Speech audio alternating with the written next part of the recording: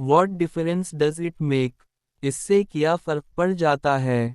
We were bored of his behavior. इसके तर्ज अमल से हम उकता गए।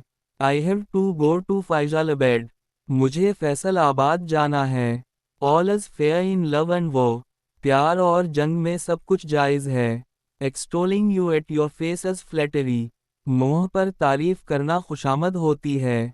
I often meet her. मैं इससे अक्सर मिलता हूँ। She told you twice. इसने तुम्हें 2 दफ़ा बताया।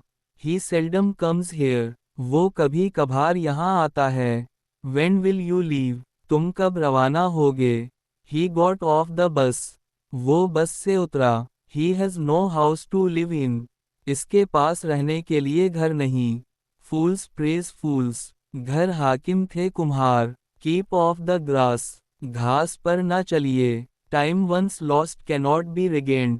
गया वक्त फिर हाथ नहीं आता। Is it late? क्या देर हो गई है?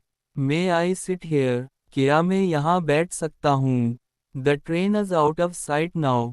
गाड़ी अब दिखाई नहीं दे रही।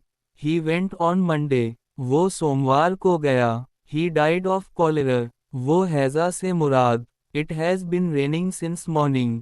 सुबह से बारिश हो रही है। Maria speaks loudly. मारिया बहुत ऊंचा बोलती है। She arrived too soon. वो ज्यादा जल्दी आ गई।